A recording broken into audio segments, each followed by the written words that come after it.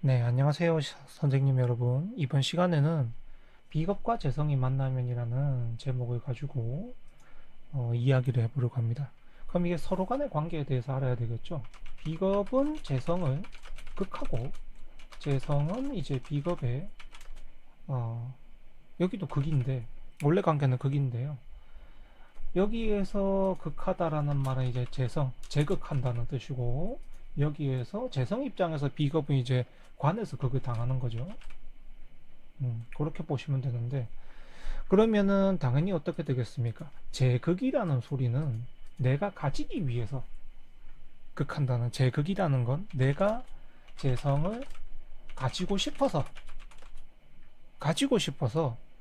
이제 말 그대로 그거예요. 비겁이 재성을 가지고 싶은데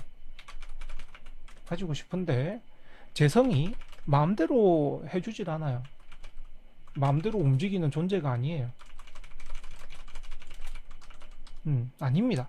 얘는 이 비겁이라는 게 뭐 극하고 충한다고 해가지고 얘를 지 마음대로 쓸 수 있는 게 아니고 당연히 어떻게 되겠어요? 네가 비겁 입장에서 봤을 땐 재성은 말 그대로 뭔가 물질도 가질 수 있고 물건도 살 수 있고 거래 화폐 용도로 쓸 수 있고 그러니까 내가 다른 것을 하기 위해서 필요로 한 물질이죠. 비겁 입장에서 본다면. 근데 그게 나에게 쉽게 오지 않습니다. 여러분도 아시다시피 아무리 내가 열심히 한다고 해도 돈이라는 게 그냥 쑥쑥 들어오는 게 아니에요. 그게 이제 그걸 벌써 말을 하고 있는 거죠.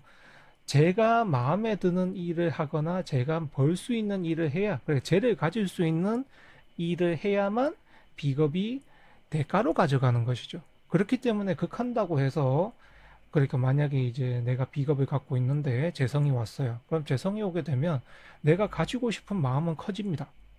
왜냐하면 또 다른 새로운 물건을 보게 됐거든요. 그러니까 내가 원래 가지고 태어난 물건이나 상품이나 돈이나 이런 게 아니고 또 다른 재성이 온다는 뜻은 또 다른 것이 보였다는 거예요. 아, 내가 가진 것과는 또 다른 것, 다른 물건, 다른 돈, 다른 폐물, 이런 것들이 보였다는 거거든요. 그럼 비겁 입장에서 봤을 때는 내가 저게 있으면은 할 수 있는 게 늘어납니다.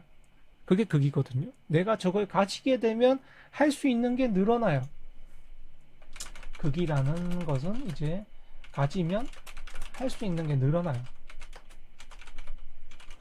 왜냐하면 재성을 가지고 어떻게 돼요? 관도, 직업도 할 수 있죠. 인성, 서류도 만들어서 내가 투자 같은 거나 저축도 할 수 있죠. 또 비급 사람들 만나서 내가 한턱 쏠 수도 있죠. 그 다음에 식상을 만나게 되면 또 어떻게 내가 이제 돈을 갖고 있으니까 아래 사람들한테 또 퍼줄 수도 있죠. 그러니까 할 수 있는 게 많은 거예요. 이 재라는 어, 가치 있는 것을 가지게 되면 말 그대로 가치가 생긴 것이죠.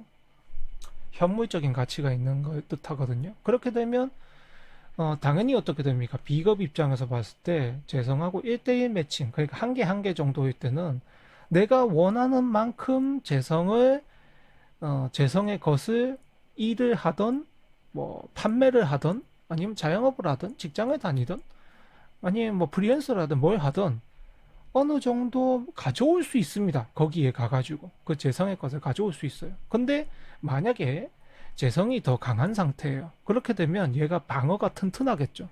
그죠? 그럼 방어가 튼튼하면 어떤 일이 생길까요? 비겁 직장에서 보면은 더 많은 걸 해줘야 되겠죠. 그래야 대가를 얻어올 거 아닙니까? 그럼 자기의 노력이나 이런 것들이 훨씬 많이 들어가겠죠. 근데 비겁이 강하거나 많은데 재성이 한 개예요. 또는 두 개예요. 작아. 그렇게 되면 어떻게 됩니까? 내 입장에서 봤을 때 몫이 너무 작아요. 그러면 내가 열심히 하려는 마음이 또 잘 들지 않겠죠. 왜냐하면 작은 몫을 가지고 굉장히 많은 것들을 해야 돼요. 나는 해야 될 게 많은 사람인데 이 작은 몫을 가지고 직원도 줘야 되고 저축도 해야 되고 가정도 돌봐야 되고 막 이런 복잡한 일들이 많이 생기는 거예요. 그럼 그렇게 되면 어떻게 될까요? 당연히 일이 많겠죠. 그걸 알 수가 있는 것이죠. 그래서 이제 이 비겁과 재성이 만나면 하는 일들, 발생하는 일들 그런 것들이고 그 다음에 당연히 서로가 비슷한 힘을 가지고 있을 때가 좋습니다. 그게 아니라면 이제 비겁이 강하다 또는 재성이 한두 개 있다 이럴 때는 식상이 비겁의 힘을 빼주면 어떻게 되겠어요? 당연히. 그러면 비겁이라는 내가 먹여 살려야 될 식구들이 자기가 알아서 밖에 나가서 몇몇은 일을 하고 있어요. 그렇게 되면 내가 책임져야 될 게 줄어들겠죠. 그게 이제 비식제입니다. 자기들이 알아서 일을 하고 있거든요. 그럼 내가 책임져야 될 사람이 줄어들었죠. 그게 식재예요. 그런 식으로 하나둘씩 알아보시면은 사주도 좀 더 재미있게 이야기도 할 수 있고 풀이도 할 수 있게 됩니다. 네, 그러면 이번 시간에는 비겁과 재성이 만나면 이제 일어날 수 있는 것들, 이런 것에 대해서 설명을 해봤습니다. 선생님들 모두 감사드립니다.